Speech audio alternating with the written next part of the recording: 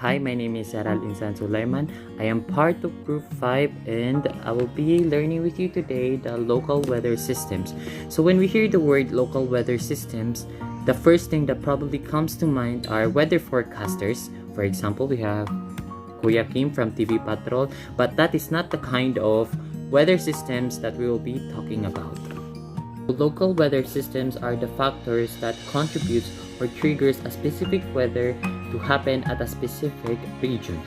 Okay, so we have region-specific weather systems.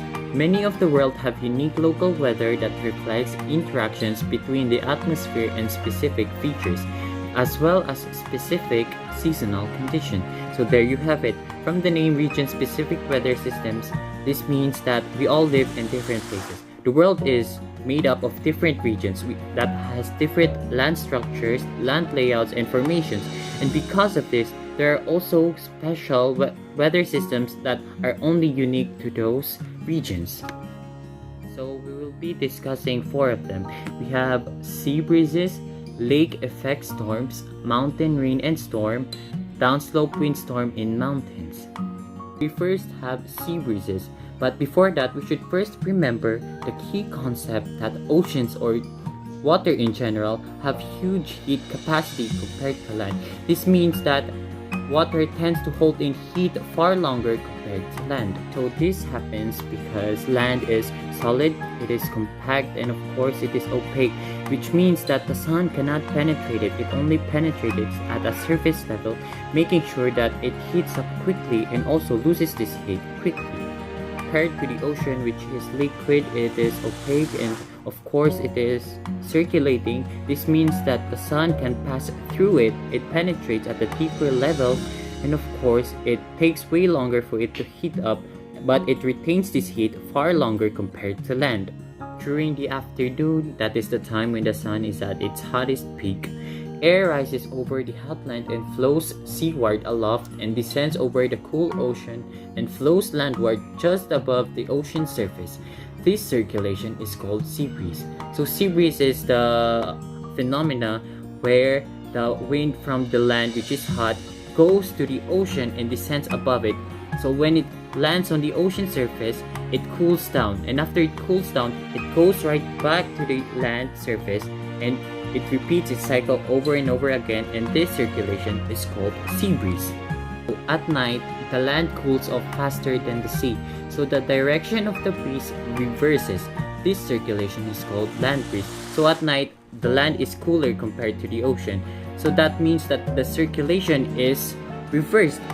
So hot air from the ocean goes to the land and cools down there, and after it cools down, it goes back to the ocean, and that circulation is what we call land breeze, which is the mirror opposite of the sea breeze.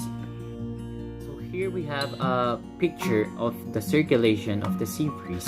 So hot air from the land flies above the ocean and lands right on top of its surface, cooling down and flows right back into the land. This is the circulation that happens with sea breeze. So weather associated with sea breeze depends on the temperature of the air from the ocean water and land. If the warm air over the land contains sufficient moisture and warms up enough, it becomes unstable, rises, and triggers clouds and thunderstorms. So if the air from the land, which is hot, contains enough moisture or liquid particles, it then becomes very unstable and flies up to the sky, which forms clouds and then might even become a thunderstorm. Along the Pacific coast, ocean water remains cold in summer, and the air on shore is dry. When the land heats up, the sea breeze causes cool air to blow from the ocean over the land. So this means that during summer in the Pacific, the water is cool. So air from the land is hot and dry. So sea breeze contributes to this by bringing the cool air from the ocean to the land and bringing this hot air to the ocean to cool down. In the Los Angeles basin, dense marine air collects urban air pollutants from cars in the city and produces a smog. So in the city, because we have a lot of vehicles here, we also have a lot of air pollutants.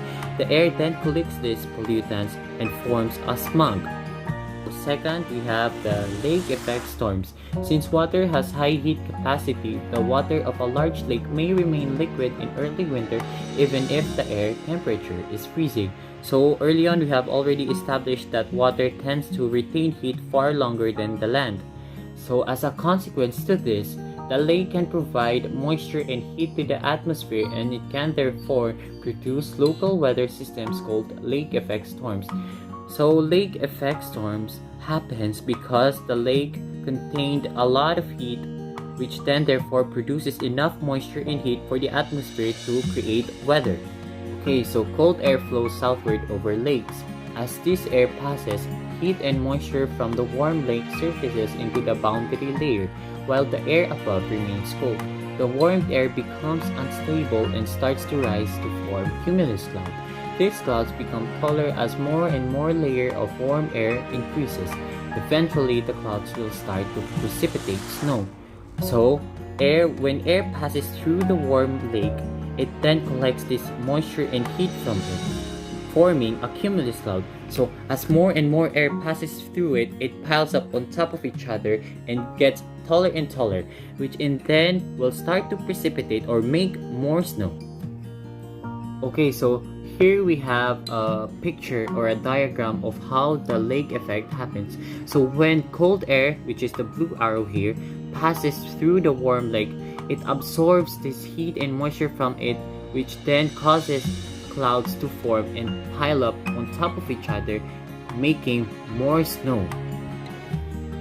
Okay, so of course there are buildings, there are homes, there are trees. So if wind hits them, it causes friction, causing it to go down. And when it piles up, it will automatically or forcibly rise up, causing more and more cumulus clouds to form, which then makes more snow, causing some places to be buried in deep snow up to 150 centimeters. Okay, so number 3, we have the mountain rain and storm. Air obviously cannot pass through rocks, obviously. In mountain ranges, air has nowhere to go but upwind. So air undergoes orographic lifting. So orographic lifting happens when air is forced to go up because it has nowhere else to go. So when this happens, it triggers the creation or the production of clouds, of cumulus clouds, which then if summer creates thunderstorms, and if it's winter, it creates very heavy snowfalls. So here we have a picture depicting how the mountain rain and storm happens. So when wind, which is the red arrow here, passes through the ocean, it collects all the heat and moisture from it. When it rises, it then forms cumulus clouds. So if it's summer, it rains. So if it's winter, it snows. So after it passes through the mountain, it then loses all its moisture and becomes nothing but dry air. Okay, so there are also times where the wind will bring too much or excessive moisture, and when orographic lifting happens, this will create tropical or mid-latitude cyclones that can cause devastating floods and massive mudslides. For example, we have here the Southeast Asian monsoon. So if it's winter, this will cause a very heavy and strong blizzards to take place. Fun fact, actually, snow is one of the world's largest reserve of clean, fresh water. Fun fact number 2, most of the major rivers actually originated from snowfields and glaciers of high mountain ranges. 4, we lastly have the downslope windstorms in mountains. Opposite to the mountain rain and storm, because air moving over a mountain range loses most of its moisture on the windward side of the range. It is relatively dry as it descends on the downwind or the leadward side of the range. So the one that we discussed before, the mountain rain and storm, is actually the backside of the mountain, this part where the wind goes up. So the downslope windstorm in mountain is the part where the wind goes down. So as it descends, the air compresses, becomes denser, and warms up. As a consequence, the leeward side of the range may be a desert opposite to the state of the windward side. So when the wind from the windward side comes up, it is already becoming very dry. So when it goes down the leeward side, it is very dry already, so causing the surroundings to be a desert. So there are times where the leeward side will be a desert, while the other side, the windward side, will be very lush with vegetation.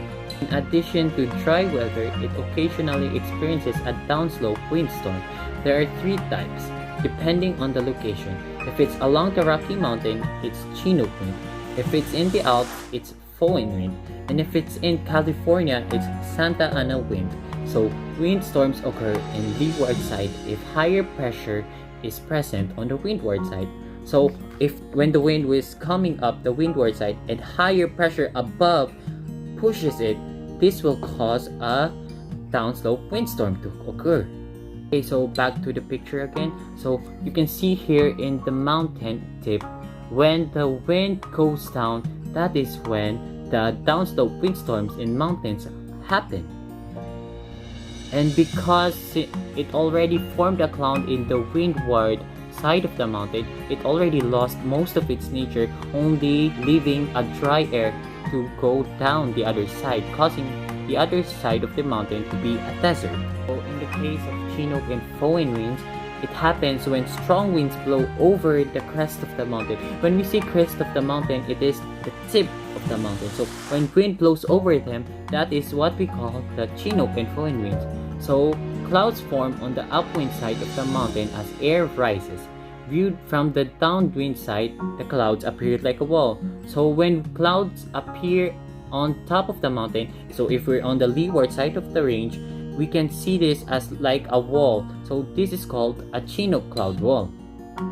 So unlike the Chinook and Foehn winds, which originates from the top of the mountain, when we say Santa Ana winds, they originate from the deserts of California.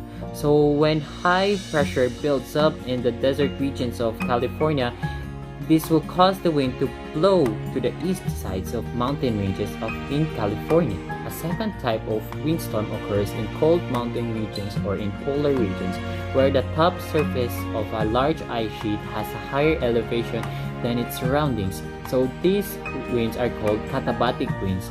They develop because air above the ice sheet becomes very cold and therefore relatively dense. As a result, it flows downslope of the ice sheet, sometimes reaching speeds up to 160 kilometers per hour. So the three that we have earlier discussed, which are the Chinook, Foehn, and Santa Ana winds, are the first type of windstorms. So there is also a second type, which is the katabatic winds. They happen at the very top or the cold regions of the mountain where there are ice sheets. So they occur when there is a very high piled up ice sheet. So when wind blows on them, this wind will become very cold, causing it to drop downslope or on the leeward side of the range.